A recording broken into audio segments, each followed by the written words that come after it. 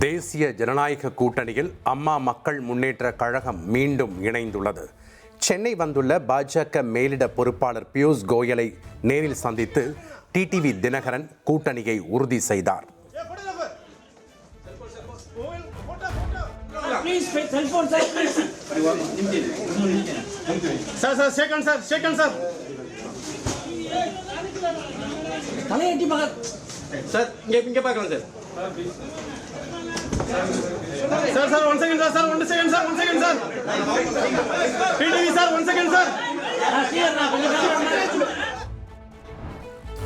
சில மாதங்களுக்கு முன்னர் தேசிய ஜனநாயக கூட்டணியில் இருந்து விலகிய டிடிவி தினகரன் மீண்டும் அதே கூட்டணிக்கு திரும்பியுள்ளார்.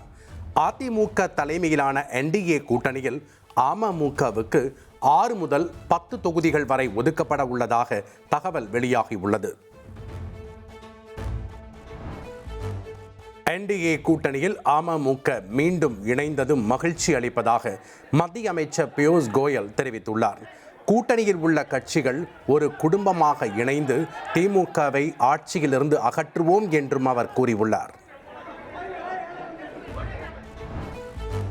ஜெயலலிதாவின் ஆட்சியை மீண்டும் அமைக்கவே என்டிஏ கூட்டணியில் இணைந்திருப்பதாக டிடிவி தினகரன் தெரிவித்துள்ளார். திமுக ஆட்சியை முடிவுக்கு கொண்டுவர தங்களுக்கு இழைக்கப்பட்ட அநீதிகளை மறந்து கூட்டணியில் இணைந்துள்ளதாகவும் அவர் கூறியுள்ளார். அதிமுகவுடன் நிலவும் பிரச்சனை வெறும் பங்காளி சண்டைதான் என்று டிடிவி தினகரன் தெரிவித்துள்ளார். விட்டுக் கொடுப்பவர்கள் ஒருபோதும் கெட்டுப்போவதில்லை என்றும் அவர் கூறியுள்ளார். தேசிய ஜனநாயக கூட்டணியில் இணைந்துள்ள டிடிவி தினகரனுக்கு அதிமுக பொதுச் செயலாளர் எடப்பாடி பழனிசாமி வாழ்த்து தெரிவித்துள்ளார். மக்கள் நலனை குறிக்கோளாக கொண்டு அனைவரும் ஒன்றாக இணைந்து திமுக ஆட்சியிலிருந்து தமிழகத்தை மீட்போம் என்றும் அவர் தமது எக்ஸ் தள பக்கத்தில் பதிவிட்டுள்ளார்.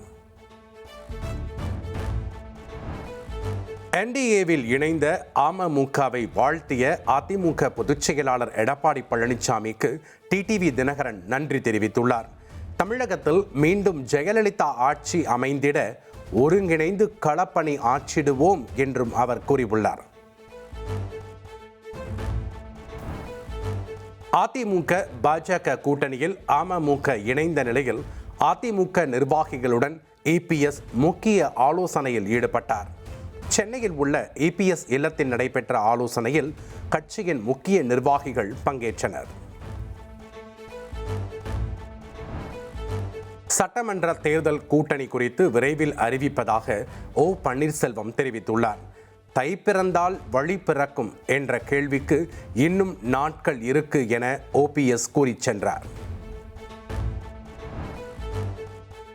சட்டமன்ற தேர்தல் கூட்டணி குறித்து தேமுதிகவை தற்போது வரை யாரும் அணுகவில்லை என்று அக்கட்சியின் பொதுச் செயலாளர் பிரேமலதா விஜயகாந்த் தெரிவித்துள்ளார். என்டிஏ கூட்டணியில் இணைவது குறித்து பாஜக தரப்பில் யாரும் பேசவில்லை என்றும் அவர் விளக்கம் அளித்துள்ளார். மாமல்லபுரத்தில் வரும் 25ஆம் தேதி தாவேக செயல் வீரர்கள் கூட்டம் நடைபெற உள்ளது. டிசம்பர் 18ஆம் தேதிக்கு பின் அரசியல் நிகழ்வுகளில் பங்கேற்காமல் இருந்த விஜய் செயல் வீரர்கள் கூட்டத்தில் பங்கேற்று பேச உள்ளதாக கூறப்படுகிறது. தைலாபுரம் தோட்டத்தில் பாமக அவசர நிர்வாக குழு கூட்டம் ராமதாஸ் தலைமையில் நடைபெற்று வருகிறது. கூட்டணி குறித்து கூட்டத்தில் முக்கிய ஆலோசனை நடந்து வருவதாக கூறப்படுகிறது. சென்னை பனையூரில் உள்ள பாமக அலுவலகத்தில் கட்சி நிர்வாகிகளுடன் அன்புமணி ஆலோசனை நடத்தினார். நாளை மறுதினம் சென்னையில் பிரதமர் பங்கேற்கும் கூட்டத்தில் கலந்து கொள்வது குறித்து ஆலோசிக்கப்பட்டதாக தகவல் வெளியாகியுள்ளது. அதிமுக முன்னாள் அமைச்சரும் ஓபிஎஸ் ஆதரவாளருமான வைத்திலிங்கம் திமுகவில் இணைந்துள்ளார். எம்எல்ஏ பதவியை ராஜினாமா செய்த பின்னர் சென்னை அண்ணா அறிவாலயத்தில் முதலமைச்சர் ஸ்டாலினை சந்தித்து தம்மை திமுகவில் இணைத்துக் கொண்டார்.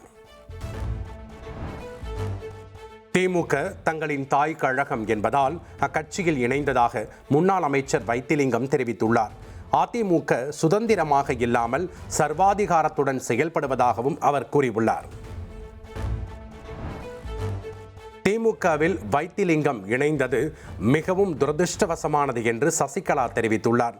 அதிமுகவில் உள்ளவர்கள் கட்சியை காப்பாற்ற முடியாமல் உள்ளனர் என்றும் அவர் விமர்சித்துள்ளார். OPS ஆதரவாளர் குன்னம் ராமச்சந்திரன் திமுகவில் இணையப் போவதாக அறிவித்துள்ளார். ஏற்கனவே வைத்திலிங்கம் திமுகவில் இணைந்த நிலையில் அடுத்தடுத்து OPS இடமிருந்து ஆதரவாளர்கள் விலகி வருகின்றனர். சென்னையில் ஆபரண தங்கத்தின் விலை ஒரே நாளில் சவரனுக்கு 4120 ரூபாய் உயர்ந்து வரலாறு காணாத உச்சத்தை எட்டியுள்ளது. 1 கிராம் தங்கம் 14,415 ரூபாய்க்கும், ஒரு சவரன் 1,15,320 ரூபாய்க்கும் விற்பனை செய்யப்படுகிறது. சென்னையில் வெள்ளி விலை கிலோவுக்கு 5,000 ரூபாய் உயர்ந்துள்ளது. 1 கிராம் வெள்ளி 345 ரூபாய்க்கும், 1 கிலோ கட்டி வெள்ளி 3,45,000 ரூபாய்க்கும் விற்பனையாகிறது. தமிழகத்தில் வாக்காளர் பட்டியலில் பெயர் சேர்க்க 15.22 லட்சம் பேர் விண்ணப்பம். பெயரை நீக்க 71,222 விண்ணப்பம் வந்துள்ளதாக தேர்தல் ஆணையம் அறிவித்துள்ளது. இலங்கை கடற்படையால் கைது செய்யப்பட்ட மயிலாடுதுறை மீனவர்கள் 7 பேரை விடுவிக்க நடவடிக்கை எடுக்குமாறு மத்திய அமைச்சர் ஜெய்சங்கருக்கு முதலமைச்சர் ஸ்டாலின் கடிதம். தமிழக மீனவர்கள் கைது செய்யப்படுவதை தடுத்து நிறுத்த வேண்டும் என்றும் வலியுறுத்தியுள்ளார். செங்கல்பட்டு மாவட்டம் மதுராந்தகத்தில் இன்று முதல் 23ஆம் தேதி வரை ட்ரோன்கள் பறக்க தடை. பிரதமர் மோடி வருகை தர உள்ள நிலையில் தடை விதிக்கப்பட்டுள்ளது.